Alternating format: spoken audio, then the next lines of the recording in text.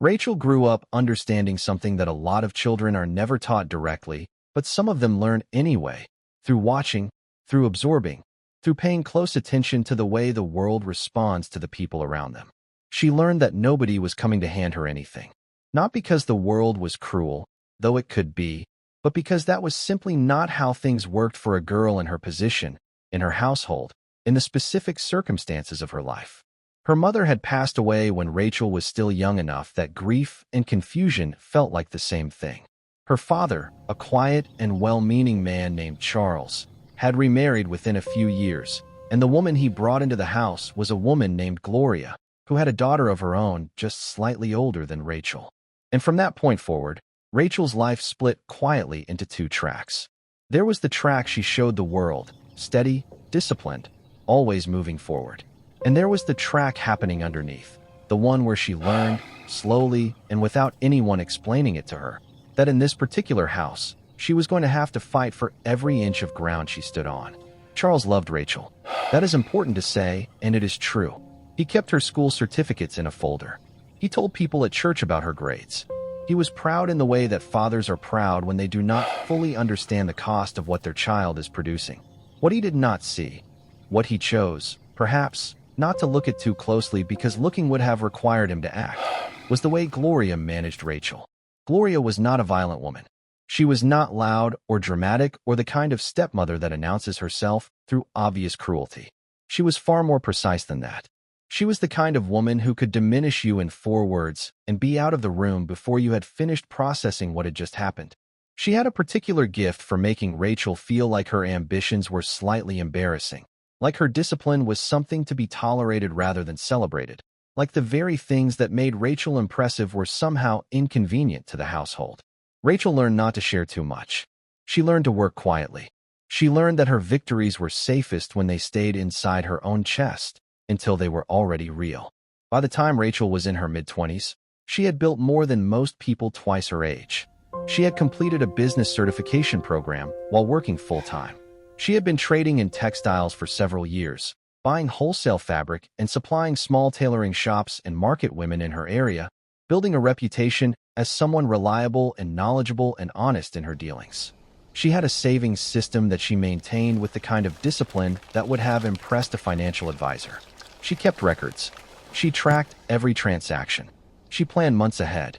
And she had identified, through a contact in her professional network, a legitimate short-term business development program in the United States that was designed for entrepreneurs from her region, a program that would allow her to spend time studying supply chain practices, meeting potential international partners, and returning home with connections and credentials that could take her business to an entirely different level. She applied. She gathered every document they required. She attended every local interview. She paid every fee. And she waited. 3 years in total, from the first inquiry to the approval letter. 3 years of building something real, something earned, something that belonged entirely and undeniably to her. Until the morning it did not. Diane had a different relationship with effort. That is not a judgment. It is a fact that matters for understanding everything that came after. Where Rachel moved through the world with a kind of quiet intentionality, planning 3 steps ahead and executing without fanfare, Diane moved through it looking for the door that was already open. Not because she was lazy by nature, but because she had grown up in a household where the open door for her seemed to always be just slightly narrower than the one available to her stepsister, and that experience had done something to her sense of what was possible through her own work. She had started things and not finished them. A computer training program that lasted 6 weeks. A small hair business that never fully launched. A relationship with a man who promised to help her travel abroad and delivered nothing but excuses and borrowed money that was never repaid. She was not a bad person. The people who knew Diane before all of this happened will tell you that clearly. She was warm. She was funny in a room. She could make strangers feel immediately comfortable in a way that Rachel, for all her discipline, never quite could. She had gifts. She simply had not found a way to turn those gifts into a life that felt like enough. What Diane had that she almost never talked about was a deep and chronic awareness of the gap between her life and Rachel's. She had watched Rachel work for years. She had watched the savings accumulate. She had watched the business grow. She had sat across from Rachel at the dinner table when Charles talked about Rachel's achievements with that particular brightness in his eyes, and she had smiled the smile that people smile when they are performing okayness for an audience and not quite pulling it off. She told herself, the way people tell themselves things they cannot fully believe, that her time was coming, that something would break her way, that the opportunities available to Rachel through hard work were available to her through some other route she had not found yet. And then the visa approval letter arrived, and Diane looked at it, and something shifted in her mind in a direction it had probably been leaning for a long time without quite arriving at a destination. She did not decide all at once. That is perhaps the most unsettling part of this entire story. She thought about it. She planned it. She gave herself time to change her mind, and she did not change it. She made a choice with her eyes open, and then she made another one, and another one after that, until the choice was irreversible and Rachel was asleep down the hall with no idea what the morning was going to bring. There is one more thing you need to know about Diane before we get to what she did. Gloria knew her daughter. She knew the way Diane thought. She knew the particular kind of hunger that had built up inside her daughter over years of watching someone else be chosen.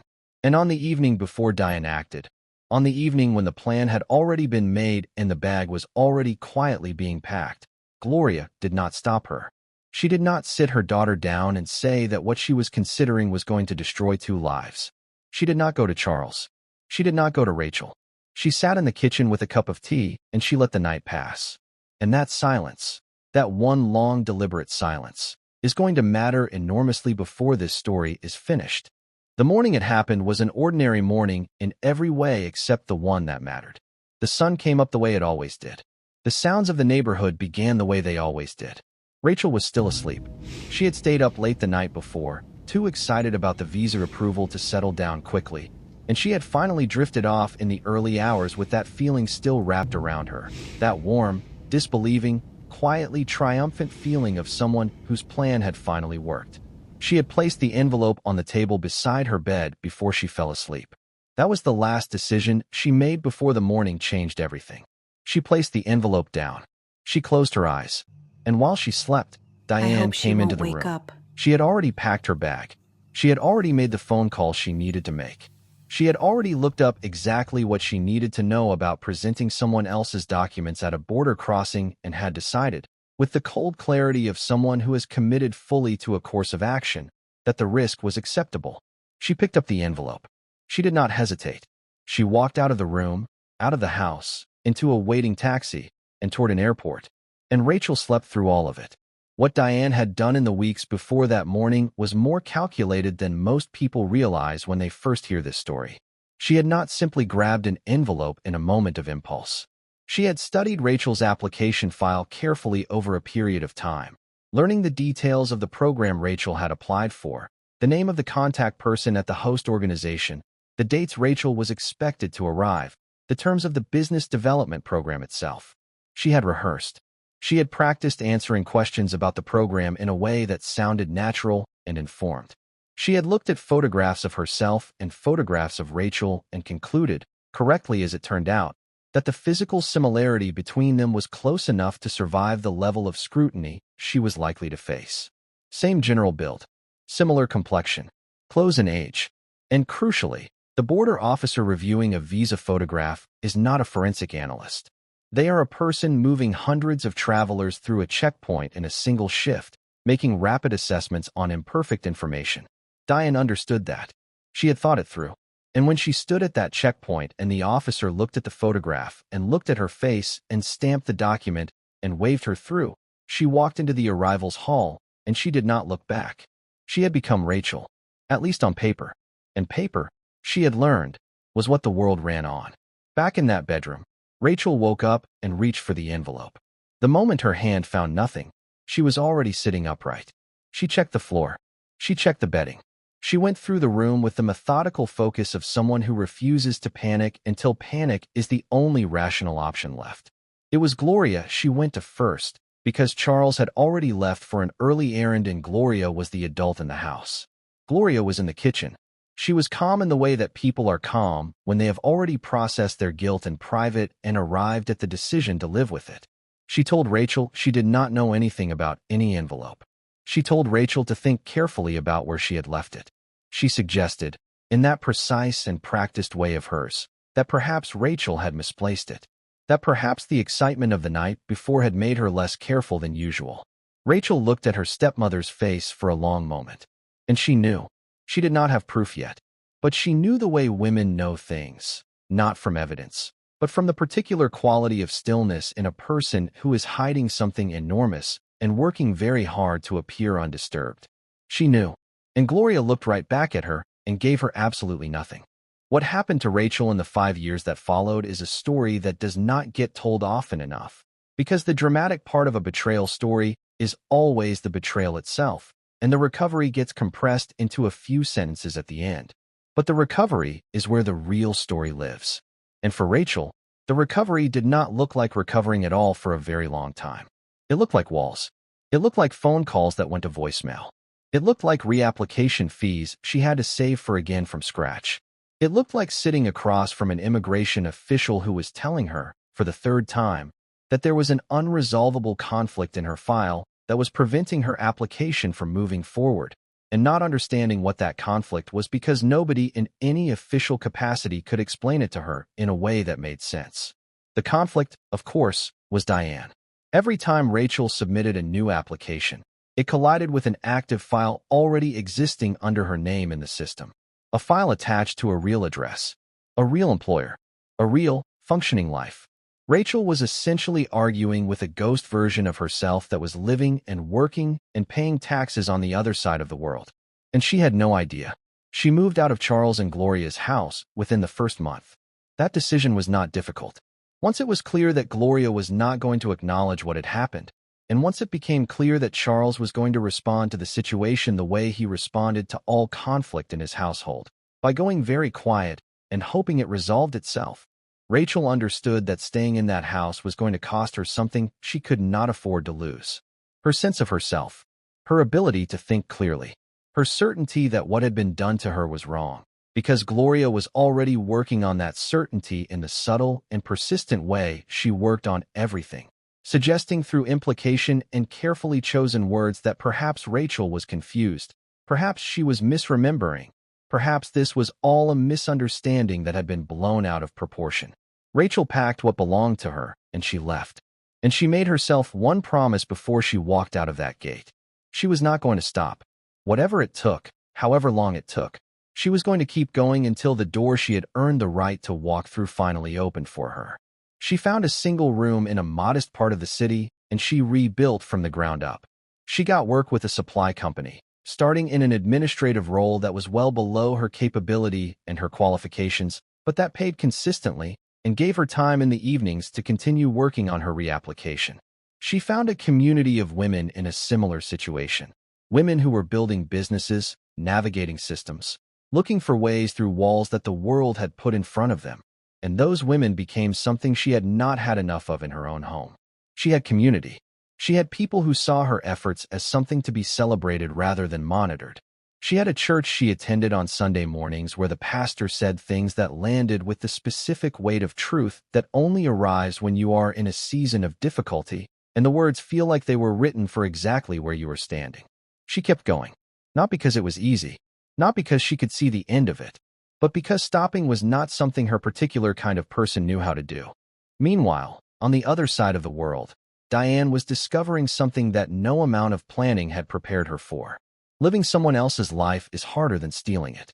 The stealing takes courage of a particular ruthless kind, but the living requires something altogether different. It requires consistency. It requires the ability to answer to a name that is not yours without a flicker of hesitation. It requires remembering, in every professional context, and every casual social interaction, and every piece of official paperwork, that you are not who you are.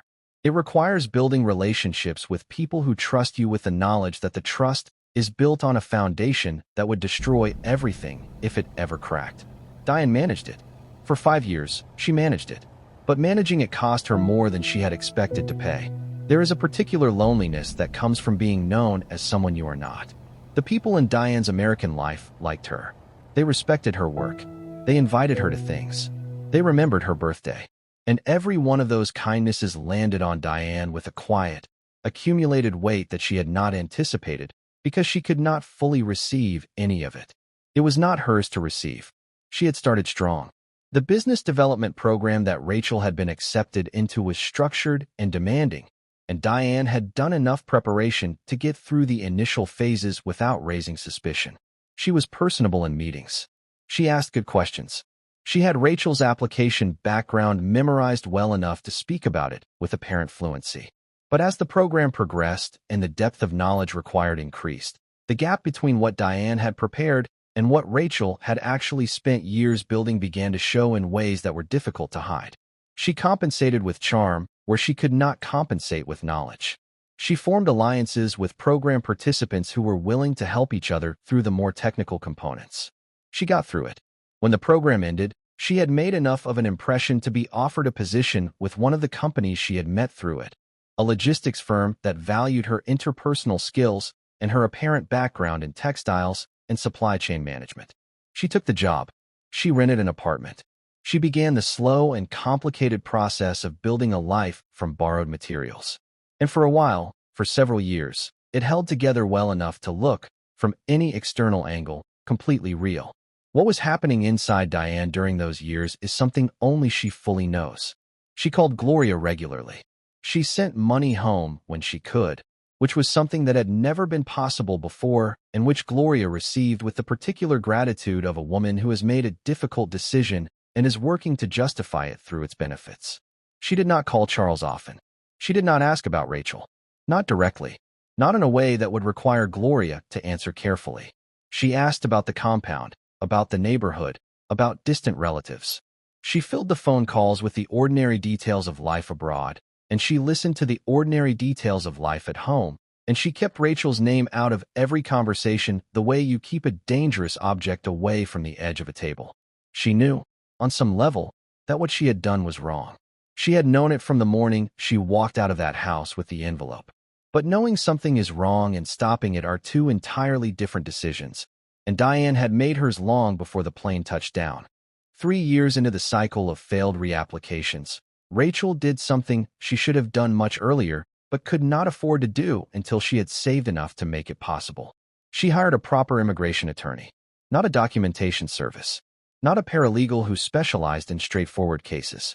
A licensed, experienced immigration attorney named Mr. Harris, who had been practicing federal immigration law for the better part of 2 decades and who had developed, over those years, the ability to read a case file the way a doctor reads an X-ray, not just seeing what was there, but knowing immediately when something was wrong in a way that the untrained eye would completely miss. Rachel brought him everything she had, every rejection notice, every reapplication submission, every piece of correspondence she had received from every official source over 3 years of fighting. She laid it all out on his desk, and he spent 2 hours going through it while Rachel sat across from him and waited. When he finally looked up, his expression was not one of confusion. It was one of recognition. He had seen something in that file that made an unfamiliar kind of sense to him. And what he said next was the sentence that would crack the entire 5 years wide open.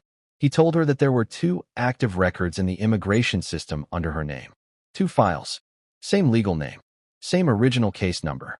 One belonging to her original application, carrying the clear approval from 3 years prior, and one belonging to an active visa holder currently residing and working in the United States. He told her this as carefully and as clearly as he could, because he understood that what he was saying was going to require a moment to fully land. Rachel sat with it. 1 name, 2 files, 2 women. She asked him what it meant. He told her it meant that someone was living in the United States under her identity. Someone who had been there, by the look of the employment records attached to the active file, for nearly 3 years at that point. Someone who had a residential address, a consistent employment history, a life that was, by every official measure, functioning and established and entirely built on Rachel's stolen foundation. Rachel asked him who. He told her he did not know yet, but he told her that he was going to find out. And he picked up his phone. Mr. Harris submitted a formal discrepancy report to U.S. Citizenship and Immigration Services, flagging both files and requesting an immediate cross-reference audit.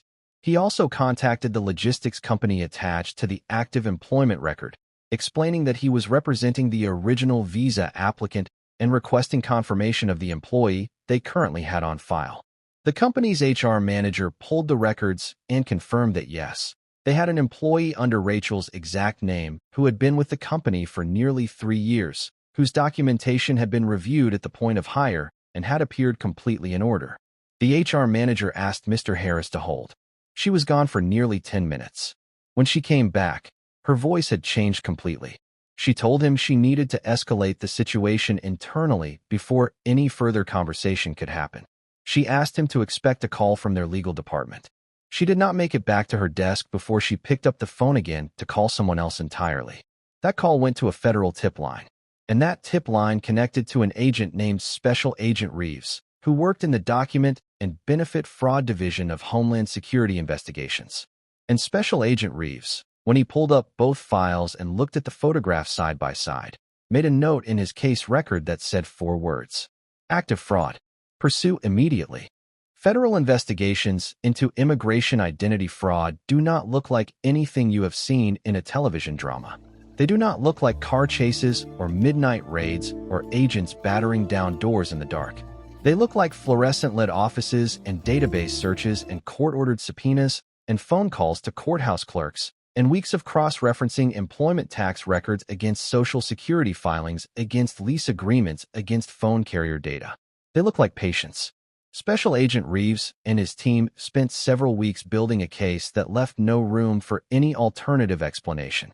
They pulled the tax records filed under Rachel's name for the past 3 years, records that showed consistent employment income, filed dutifully by a woman who was clearly trying to maintain a clean paper trail. They obtained the lease agreement on the Atlanta apartment attached to the active file.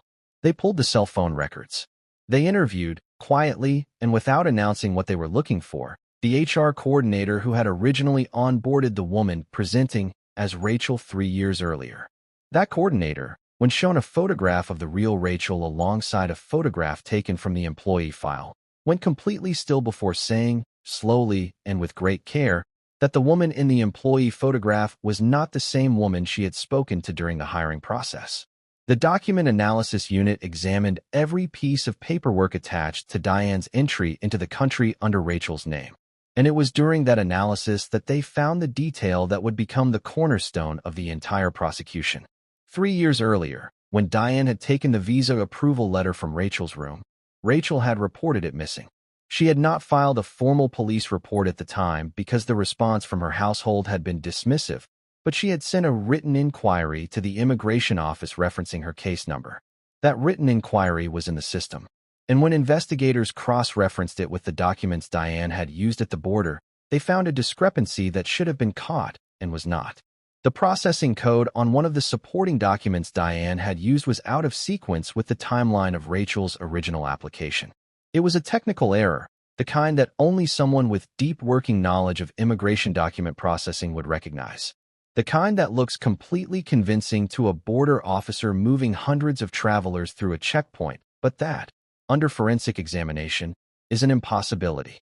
One wrong number in a sequence. 5 years of fraud. And the entire structure of Diane's stolen life began coming down around it. Agent Reeves flew to Atlanta. On a Thursday morning, he and 2 other federal agents entered the lobby of the logistics company where Diane had worked for nearly 3 years. They waited while an HR staff member called Diane downstairs on a pretext about a benefits enrollment form that needed her signature. Diane came down in professional clothes, carrying a coffee, looking exactly like the woman everyone in that building believed her to be. She saw the agents before they introduced themselves. The security footage from that lobby would later be shown in a courtroom, and the prosecutor would pause it on a single frame, the moment Diane's face changed. Not dramatically, not in the way actors portray recognition in movies. Just a very small, very fast rearrangement of the muscles around her eyes. The kind of change that most people would miss. The kind that Agent Reeves, who had spent 20 years watching people's faces in the moment before they understood their lives were about to be permanently altered, did not miss at all. He noted it in his report. He said it was the face of someone who had always known this moment was coming and had spent years trying to outrun it. It had finally caught her on a Thursday morning in an Atlanta office lobby, and it had been waiting the whole time. Diane was placed under arrest and transported to a federal detention facility while her colleagues watched from the windows of the floor above the lobby, understanding nothing about what they were seeing. The HR director sent an all-staff email by the end of the afternoon that said there was an ongoing personnel matter and that questions should be directed to legal counsel. The email did not include Diane's name. It did not need to. By the time the staff arrived the next morning, word had traveled through the building the way word always travels in a workplace when something this unusual happens. Incompletely, urgently, and with a great deal of speculation filling in the gaps between the few known facts. The woman they had known as Rachel for 3 years was gone, and none of them fully understood yet why. In the interrogation room, Diane initially denied everything with the composure of someone who had rehearsed this moment in her mind more than once. She told the agents there had been a misunderstanding, that she was, in fact, the person named on the visa, that the person filing complaints against her was someone with a personal grievance who was attempting to exploit the immigration system. Agent Reeves listened to all of it without expression. Then he placed 2 photographs on the table between them. The original visa photograph, Rachel, and Diane's company employee badge photograph, Diane. He set them side by side, and he did not say anything. He simply waited. Diane looked at both photographs for a long time. She looked at her attorney. She shifted in her chair. And then she changed her story. She said it had been a family arrangement, that Rachel had given her the visa willingly, that they had agreed to this together. Agent Reeves asked her to provide any documentation of that agreement. She said there was none. He asked for any communication, text message, email, any digital or written record at all, showing Rachel's consent. Diane looked at the photographs again, and then she said something quietly, almost to herself, that the transcript would later show the entire room heard clearly. She said, "I thought she would just move on." That sentence ended the formal interrogation. It was not a legal confession, and her attorney shut it down immediately. But it was something more useful than a confession in many ways. It was the truth. Not the truth of what Diane did. The truth of what she believed about Rachel. She had believed Rachel would give up. She had placed a 5-year bet on Rachel's defeat. And she had lost. The trial was expected to be procedurally uncomplicated. The evidence was overwhelming. The mismatched photographs. The out-of-sequence processing code. The employment records. The HR coordinator's testimony. Diane's own statement. There was no combination of defense arguments that was going to create reasonable doubt in the mind of a jury looking at that level of documentation. But trials involving families are almost never procedurally uncomplicated, because families carry things that documentation cannot fully capture. And what came out during the pretrial discovery process went well beyond what even Rachel's attorney had expected. Federal prosecutors, in the process of building their case, obtained phone records covering the period of Diane's time in the United States. And in those records, they found a pattern of calls between Diane and Gloria that were consistent and regular across the full 5 years. They also obtained, through a court order, access to a specific voicemail that Diane had left for Gloria in the first year after she arrived in the United States. The voicemail had never been deleted. It had sat on Gloria's phone for 4 years. And in it, Diane referenced the situation in language that was careful but unmistakable to anyone listening with the knowledge of what had actually happened. She told her mother she was being careful. She told her the arrangement was holding. She told her not to discuss it with anyone. Gloria had heard that message. She had saved it. And she had called Rachel on 3 separate occasions during those 5 years to ask how she was doing. When Gloria was called to testify, she came into that courtroom in a dark blue dress and answered questions in a voice that was controlled in the specific way that voices are controlled when a person has made a decision to maintain their composure regardless of what it costs them physically to do so. She confirmed that she had understood within the first year that Diane was in the United States using Rachel's documentation. She confirmed that she had not reported it to any authority. She confirmed that she had not told Rachel. The prosecutor asked her why. She said she had been afraid for her daughter. She said she had been afraid of what the truth would cost her family. She said she had not known what to do. The prosecutor paused for a moment before asking the next question. She asked Gloria if, during any of the phone calls she made to Rachel over those 5 years while knowing what Diane had done, she had considered what the truth might cost Rachel. Gloria looked at her hands. She did not answer. The courtroom was very quiet. And Rachel, sitting in the gallery, looked at the woman who had been her stepmother for most of her life, and felt something shift inside her that was not quite anger and not quite grief, but was something that lived in the space between the two. in that specific region of the human heart that only family can reach. Charles was not formally charged. The evidence of his knowledge did not meet the threshold required for a federal misprision charge, but his name appeared in the court record. His connection to the events was documented in the judgment. And Rachel, who had grown up watching him keep the peace by choosing not to see things he did not want to deal with, sat in that courtroom and watched his name appear in black and white on an official legal document and understood, fully and finally, that some silences have consequences that outlast the moment they were chosen in. She has not spoken to Charles since the day the trial ended. That is not a detail that appeared in any news coverage of the case. It is simply what happened, and it matters, because the visa and the stolen years and the courtroom verdict are the part of this story the world can see. The part the world cannot see is a daughter sitting with the knowledge that the person who should have protected her chose, again and again across 5 full years, to protect his own comfort instead. That is the part that does not have a verdict. That is the part Rachel carries. The jury deliberated for 3 hours and 40 minutes. They returned a verdict of guilty on all counts: federal identity fraud, immigration document forgery, unauthorized use of another person's immigration status across an extended period. The judge sentenced Diane to 30 months in federal prison, to be followed by full deportation upon release and a permanent bar from reentry into the United States. Everything she had built across 5 years, the apartment, the career, the professional reputation, the friendships, the life that people in that Atlanta office building had believed was entirely real, was finished. Gloria received a separate charge of misprision of a felony for knowingly concealing a federal crime from authorities. She was sentenced to probation and a significant financial fine. Neither sentence felt sufficient to the people who had followed the case. That is almost always how it goes with cases like this. The law gives you what the law can give you, and the law's arithmetic rarely adds up to what the human cost actually was. What the verdict could not give Rachel was the 5 years. It could not give her back the professional trajectory she would have had. It could not give her back the relationships she would have built, the experience she would have gained, the version of herself that would have emerged from 5 years of growing inside an opportunity she had genuinely earned. The law does not restore time. It documents wrongdoing, assigns consequence, and closes the file. And Rachel understood this better than anyone, which is perhaps why she sat through the reading of the verdict with an expression that the people who were watching her described not as relief, not as triumph, but as something quieter and more complicated. Something that looked, to the woman sitting 2 rows behind her who later described it in an interview, like a person finally being allowed to set down something they had been carrying for so long that their body had forgotten what it felt like to stand without the weight.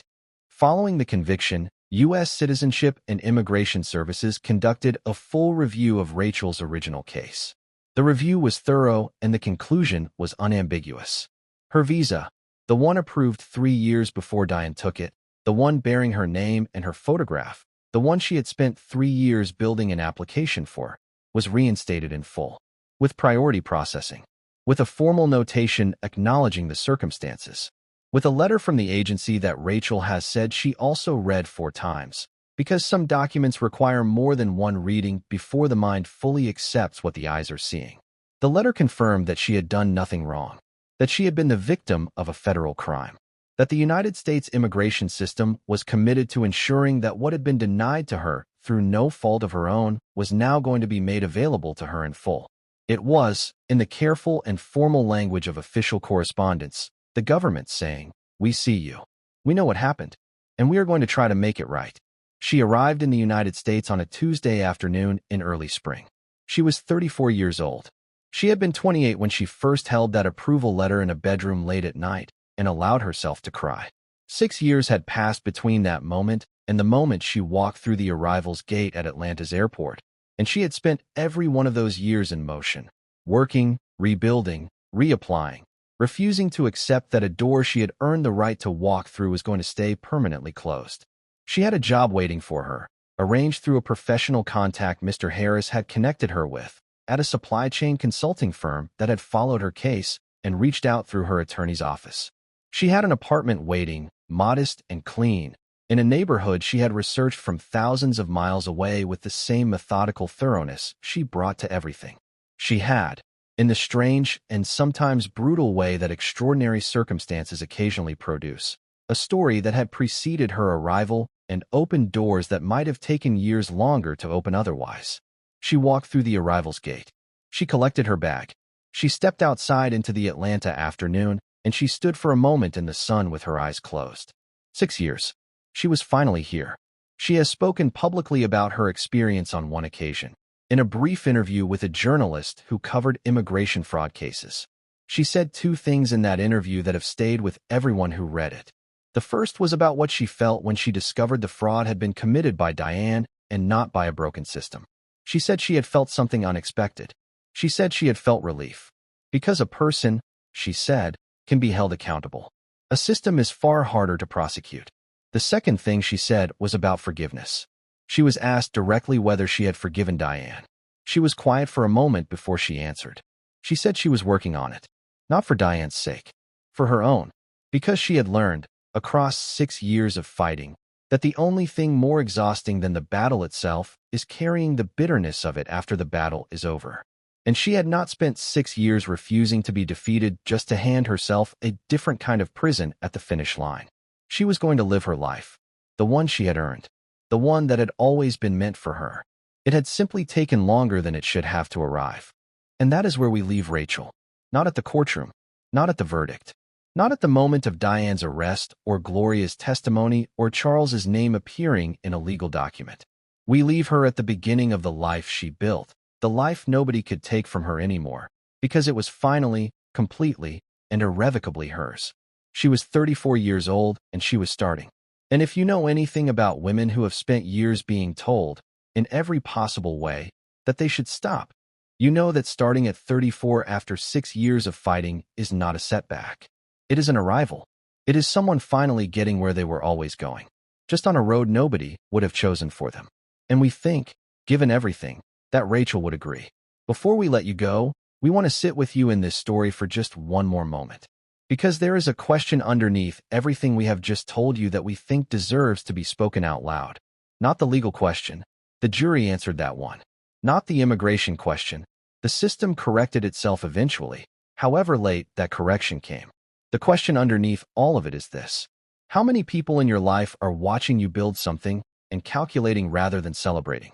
How many people have access to your most important things, your documents, your plans, your dreams, the details of what you are working toward, because you trusted them with that access the way you trust anyone you live with, anyone you grew up beside, anyone you call family?